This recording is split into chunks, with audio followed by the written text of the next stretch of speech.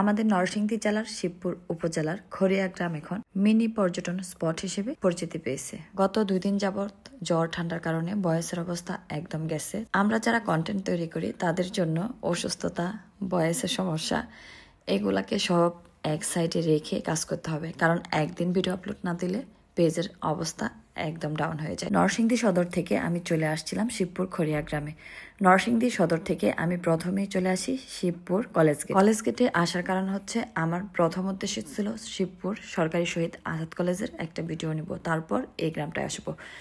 আপনারা যারা নরসিংদী থেকে এই গ্রামে আসবেন তারা খুব সহজে চলে আসবেন। ইটাখলা পার হয়ে বাজনাবো যে বাস স্ট্যান্ড আছে এখানে নেমে এখান থেকে একদম সহজভাবে এই গ্রামটায় চলে আসতে পারেন। লোকেশনটা আপনাদের সুন্দর করে বলে দেওয়ার কারণ হচ্ছে আমি কলেজ থেকে এই লোকেশনে যেতে অনেক কষ্ট করেছি।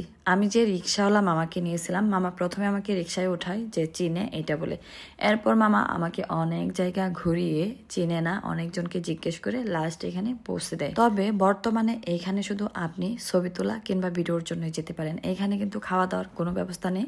এখানে যে ছোট একটা রেস্টুরেন্ট হচ্ছে এটার কাজ চলতেছে, এখনো কাজ শেষ হয়নি। নরসিংদী জেলাবাসী কারা কারা এখনো এখানে যাননি ভিডিওতে কমেন্ট করবেন, আর যারা গিয়েছেন তারাও কমেন্ট করবেন। ভিডিওটি এখানেই শেষ করব। আল্লাহ হাফেজ।